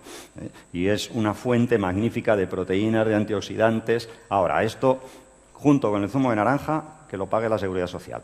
Sí. El aceite de oliva. Sin aceite de oliva arrancaríamos todos los árboles de España. Dejaríamos sin trabajo a todos los de Jaén. Es decir, no hay un motivo ecológico para mantener el aceite de oliva. Pero es que además el aceite de oliva, que por cierto, el que hay que tomar es virgen. Antiguamente, cuando el aceitazo era malo, porque la tecnología era mala, las aceitunas se caían al suelo, se dañaban, se oxidaban, las almazaras no eran buenas, aquel aceitazo de pueblo no podías freír porque hacía una humareda, te tenías que salir de casa. Pero hoy cualquiera sabe, que lo haya probado, que tú puedes freír con aceite de oliva virgen, puedes aliñar, puedes hacer lo que quieras. Hay 4.000 variedades. Es grasa, claro, no puedes bañarlo todo en aceite de oliva, pero es casi, me atrevo a decir, a no ser que me contradigas, un medicamento. Sí, y tiene que poner, lo tiene que poner en la botella que estáis comprando, si no, os están engañando, ¿no? Es decir... Bueno, sobre todo que el aceite de oliva virgen. ¿Por qué? Porque es el que tiene la grasa, claro, pero además de la grasa, tiene de la aceituna, pues zumo, es un zumo. Lo que tiene es el antioxidante, los famosos polifenoles que hemos dicho de la fruta, pero a lo bruto, concentrado, porque los hemos sacado pensando. Y además, vitamina E. Es absolutamente sensacional. Ya sabéis que es tan bueno que se lo llevan los italianos y lo venden en unas botellitas pequeñas al triple de precio de lo que lo vendemos nosotros. O sea, que debe ser que es bastante interesante. Y es magnífico. No hay diferencia, por cierto, entre virgen y virgen extra, salvo el precio. Es una diferenciación comercial.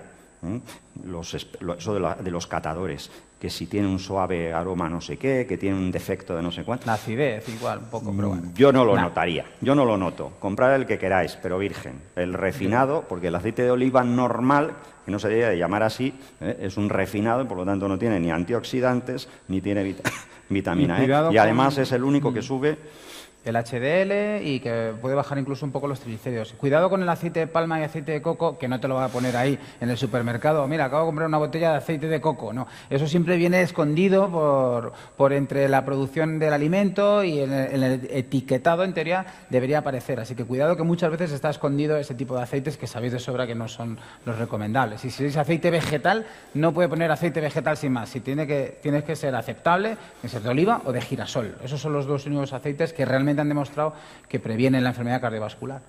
Bueno, no os quejaréis, Bueno, porque en 50 minutos hemos contado lo mismo que yo cuento en 4 años en la facultad. O sea, que os acabamos de hacer un curso en vena. Lo único malo que ahora a la salida hacemos el examen.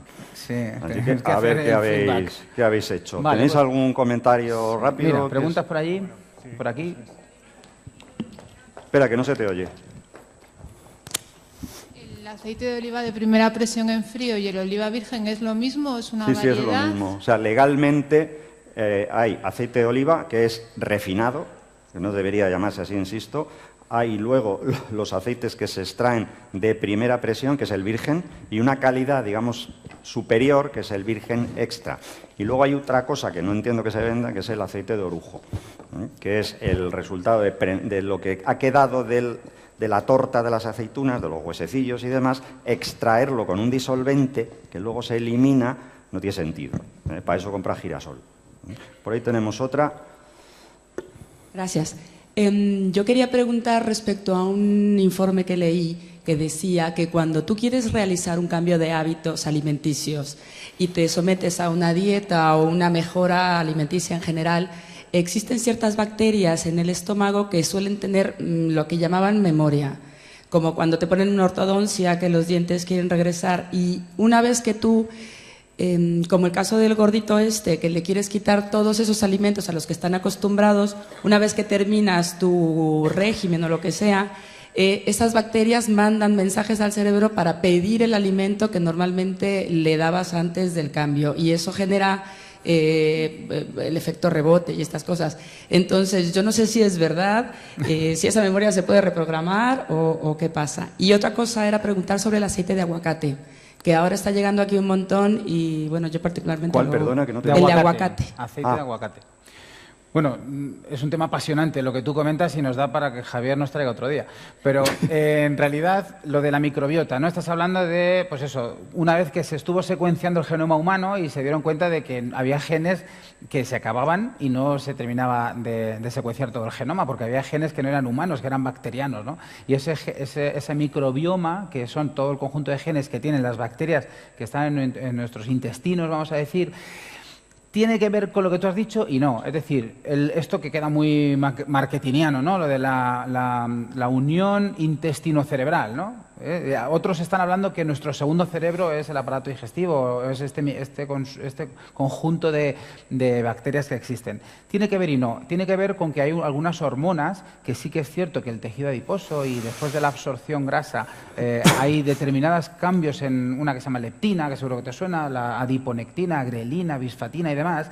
Esto sí que tiene una acción directa sobre la saciedad o no, y eso sí que está en el hipotálamo, está en una parte, es todo el centro del cerebro. Si partes el cerebro en dos, en todo el medio está el hipotálamo, que tiene mucha actividad sobre tus actuaciones, vamos a decir, de comportamiento, ya sabéis que la nutrición y el comportamiento van muy ajustados, y el consumo graso a través de algunos nervios periféricos. Por tanto, tiene que ver y no. Sobre esto hoy no podemos darte mucha evidencia porque todo está, vamos a decir, cogido con pinzas. Se sabe que hay hoy en día, sobre todo tratamientos en pacientes en la UBI, ¿vale? Pacientes en la UBI que han tenido mucha UBI y que han estado con unas bacterias que son resistentes a todos los antibióticos, se les está sacando toda esta microbiota, se le trasplanta microbiota sana y el paciente sana también. O sea que sí que hay determinadas reacciones o modificaciones o cambios que tú lo has llamado, que pueden estar luego en el fenotipo, lo que tú desarrollas en general, y también se está viendo al contrario, que estos pacientes que les han metido unas bacterias y por tanto unos genes distintos se van a intercalar con los telómeros, que eso también te suena, de los suyos, y de repente una persona que no era gordita se convierte en una persona gorda. ¿Por qué? Porque la microbiota que le han trasplantado era de una persona obesa. Entonces, también ahí están cambiando las cosas. Por tanto, ahora mismo, con evidencia, que es lo que hemos intentado hacer en esta reunión, no te lo podemos, por lo menos yo, no soy capaz de decírtelo al 100% lo que tu comentario, que me ha parecido muy interesante, pero empieza a haber por ahí bastante información. Se está probando, a ver, de lo que antiguamente se llamaba flora intestinal, ahora tú dices flora intestinal y eres un paleto, queda fatal. Tienes que decir microbiota. Bueno, bichitos que tenemos en la tripa, la verdad es que sabemos poquísimo, es que no éramos capaces ni siquiera casi de identificarlos adecuadamente. En unos años es probable que haya pues más datos. Pueden influir en nosotros, ¿cómo no? Seguro. Hombre, ya que me obliguen a irme al Corte Inglés y vaciar en la línea de autoservicio la sección de tartas, yo creo que no llega tanto el poder de las bacterias.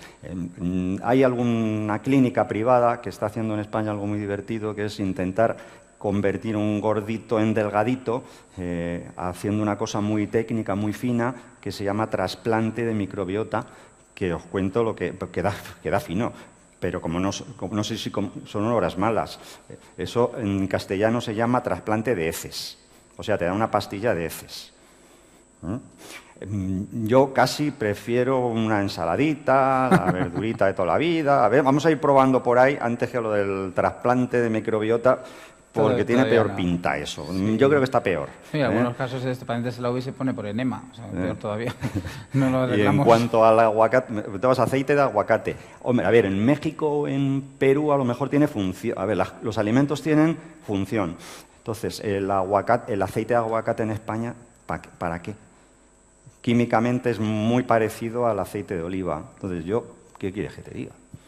Le veo con el salmón así picadito, un poquito cebolla, pero para aceite, habiendo aceite de Jaén, pues no, la verdad que no lo veo. Pero bueno, al que le guste, malo no es. Como anecdótico, de vez en cuando, un chorrito, pues puede estar bien. El aceite de pepita de uva, por ejemplo, que se usaba hace tiempo, pues da un saborcillo muy curioso. Pero son anécdotas de vez en cuando. Lo que tenemos que vigilar sobre todo es lo que de verdad tenemos acceso y podemos tomar. Ahora están las semillas de chía, el amaranto, están genial. Pero ¿cuántas me voy a comer yo? Las bayas de goji, pues serán muy buenas, pero ¿cuántas me como? Es decir, lo importante es que penséis qué frecuencia, qué uso le vais a dar a algo para aprovechar. Los zumos detoxicantes, primero no desintoxican, evidentemente, pero luego, ¿cuántos me voy a tomar? Yo juro que yo en mi casa también me hicieron comprar la maquinita esa para hacer zumo de espinacas. Lleva sin usarse 3 años. Es que no hay quien la limpie, de verdad.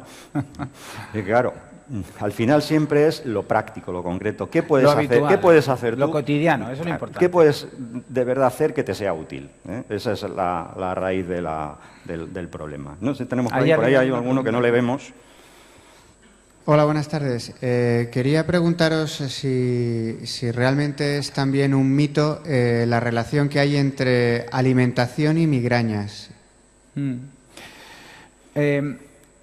La migraña tiene su fisiopatología, ya sabes que hay de 2 tipos, con aura y sin aura y demás, ¿no? Bueno, sí que es cierto, y no es un mito, es cierto, que hay algunos alimentos que pueden ser desencadenantes de algunos tipos de migraña, no de todos, ¿vale? Sobre todo las migrañas con aura, ¿vale? Los quesos muy curados, los chocolates con un alto porcentaje de cacao, por supuesto algún tipo de embutido, el alcohol y luego esto no es un alimento, que es el dormir mal, el tener mala calidad del sueño. Esos 5, vamos a decir, elementos o variables son las que se tienen que evitar al máximo en un paciente migrañoso. En general te digo, y dependiendo del tipo de migraña. Yo lo que hago con ellos muchas veces es que vayan probando. Oye, mira, has tomado queso y no te has sentado mal, no te has desencadenado la migraña. Pues bien, es que quitarle algunos productos que, insisto, que yo intento evitar, prohibir, pero de forma absoluta a algún tipo de persona que encima es joven, me cuesta mucho trabajo. Pero si eres migrañoso y tienes aura y tienes más de 3 episodios al mes, lo ideal es evitar y los encurtidos también. Los encurtidos le van mal y los salazones. Metiramina se llama lo que tiene dentro. Sí. Por ahí tenemos otra. Aquí, no sé allí, dónde anda. allá. Hola.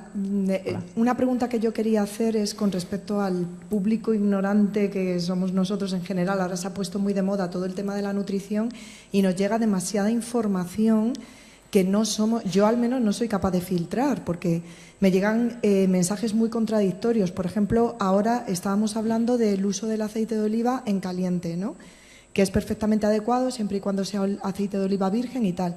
Sin embargo, yo lo que tenía entendido y lo que se me había dicho es que había otros tipos de aceites, como el aceite de coco, que a la hora de, por ejemplo, hacer cosas freír, no ya freír, sino hacer cosas a la plancha o utilizarlo en caliente era más adecuado por cómo se degrada, cómo responde al calor, cómo se rompe la molécula de ese aceite, etcétera, que era mucho más indicado que el aceite de oliva. Pero parece ser que no es así, ¿no?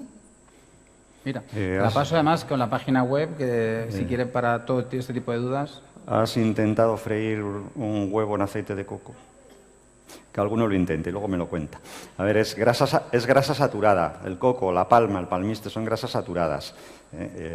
Por lo tanto, sobre todo la palma y el palmiste, para las arterias lo ven venir y gritan. Ese olor a fritanga de restaurante de playa, de Benidorm, tal, de ingleses, a ellos les gusta ese olor de las patatas fritas, del fish and chips, eso es palma, no es palma de Mallorca, aceite de palma. Y las arterias gritan cuando lo ven.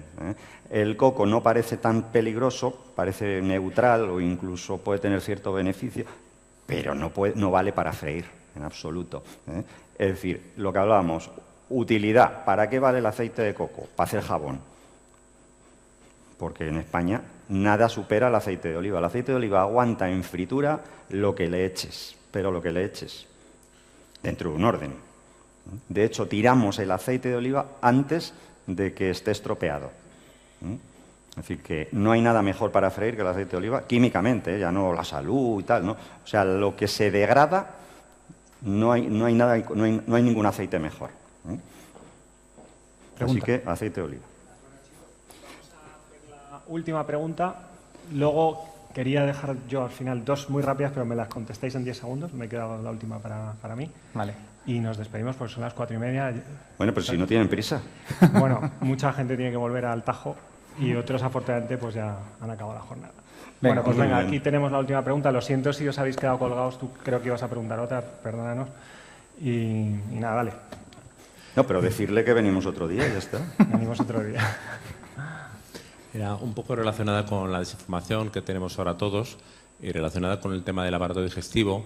Esta tendencia que está ahora teniendo los médicos que nos dicen que el Helicobacter pylori hay que eliminarlo, que no es bueno. Bueno, el Helicobacter pylori es una bacteria, para que no conozca, un bacilo gran negativo, que en muchas ocasiones está saprofita, es decir, que está como parte también de los tipos de bacterias que podemos tener en el intestino.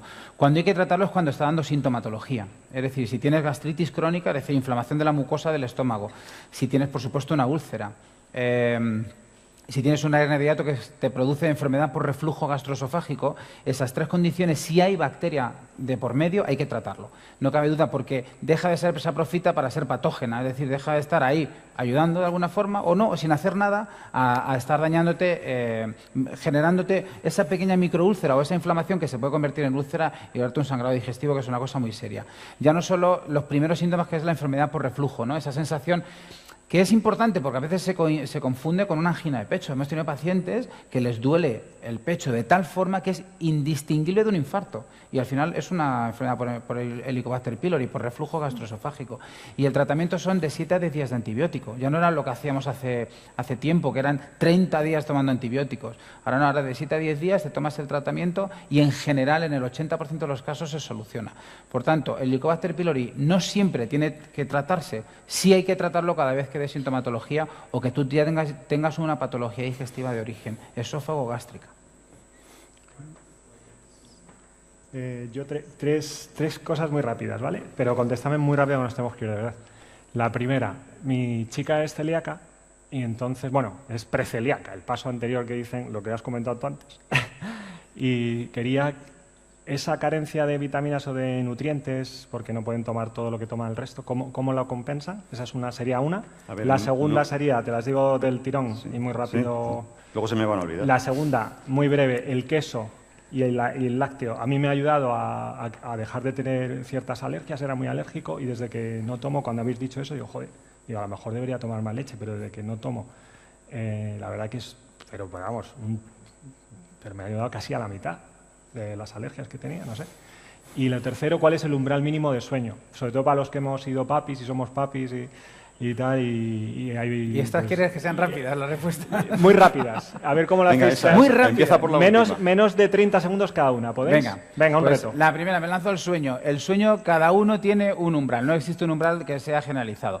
Hay una forma, yo creo que interesante. Mínimo son 5 horas y media. Menos de 5 horas y media no hay organismo. El ser humano está preparado para dormir durante la noche y para estar despierto durante el día. A las 7 de la tarde te tiene que empezar a dar una pequeña modorra, que es cuando te cae una hormona que se llama cortisol, ¿vale? Entonces, eso de 7 de la tarde empieza a caer y es cuando te tiene que empezar a entrar una pequeña modorra, salvo que tengas un trabajo por turnos y que tengas el cortisol, Dios sabe dónde, ¿vale? Entonces, mínimo son 5 horas y media y hay personas que con esa cantidad es suficiente y la pregunta que siempre se le hace es, ¿usted se encuentra descansado cuando se despierta? Lo primero, es decir, si te ha parecido el sueño reparador, que es muy subjetivo, por eso es difícil que cada uno decir el umbral para todos los que estamos aquí, número uno. Y número dos, si te está afectando a tu salud. La forma de afectar a tu salud puede ser asintomática, que no te dé ninguna clave, y puede ser que te suba un poco la tensión, a que te suba un poquito el azúcar, porque esta hormona que se llama cortisol modula también la glucosa, y puede ser porque estés durmiendo mal. Y por supuesto, si son las 11 de la mañana y estás así, medio cayéndote, es que duermes mal, tienes que tener alguna alteración, ¿vale? Bien, me quedan dos, pero solo te voy a contestar una porque ya nos hemos pasado de tiempo. No hay precelíacos. Lo que hay es personas, es verdad que ahora lo sabemos, que no somos capaces ni siquiera de diagnosticar que tienen una intolerancia al gluten no celíaca y que no solo tiene síntomas, no hay analítica, que es le sienta fatal, pero fatal. Es decir, malas digestiones, hinchazón, diarrea o estreñimiento, vómito. No se sabe muy bien a qué se debe siquiera, porque no hay analítica. Se supone que hay un porcentaje muy bajo de población, y es lo que ha dado pie pues, a esta locura de todo sin gluten. No pasa nada. Un celíaco no tiene ningún problema, no le falta nada. En vez de tomar, los chinos son casi celíacos, porque en vez de tomar trigo, pues son cultura del arroz. Pues ya está, en vez de un cereal tomas otro, no hay ningún problema. Y luego, no hay ningún riesgo. La forma de diagnosticarla son hoy en día con un análisis de sangre, con inmunoglobulina, que es una defensa que tenemos, la tipo A, que hay una específica que va, si te sale positiva, con unos niveles, unos títulos de anticuerpos anti el almidón, para los celíacos, es positivo, eres celíaco, no existe la preceliaquía. Y dos, si hay dudas, te tienen que hacer una endoscopia y sacarte un poquito de duodeno. Y ahí es donde 100% se sabe seguro. Y si tu chica está en esa situación, yo te recomiendo que haga primero la analítica de sangre y si no, la endoscopia. Lo primero es no jugar un diagnóstico correcto. Sí, para poder poner las... Porque si dejas el gluten y resulta que si eres celíaco, vas a tener problemas de complicaciones, porque como no vas a hacer una dieta perfecta, vas a tener pues un día como un poco, total voy a probar, como no te pones muy malo, o alimentos que tienen un ingrediente a base de gluten pero muy poquito, no haces una dieta perfecta. Y entonces sí tienes derecho a todas las complicaciones del celíaco, por ejemplo, el cáncer de colon.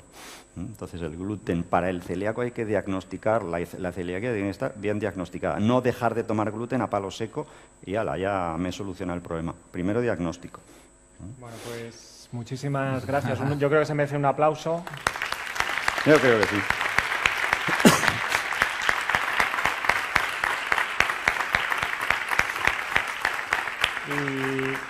Y nada, lo dicho, esto daría para 2-3 horas más, estoy convencido. De hecho, vamos a intentar utilizar toda su sabiduría y conocimiento el año que viene para parte de sus contenidos, que los tengamos en nuestro nuevo website y tengamos ahí un apartadito, un rincón de salud muy potente, que nos darán un tip probablemente al mes o cada 15 días, con lo cual vamos a abusar de ellos en ese sentido. Y luego también una cosa interesante que sacaremos por el mes de enero es el índice Feel Good, que le llamaremos, que está avalado por estos dos señores. Son preguntas de cada uno de los ejes de salud en las que tocaremos todo esto, ¿no? Nos autodiagnosticaremos nosotros y luego seremos capaces de hacer ese seguimiento nuestro concreto pues cada X meses, de ver cómo vamos, ¿vale? Así que, bueno, agradecerles de nuevo la visita y nada. Hasta la próxima. Muchas gracias. Gracias.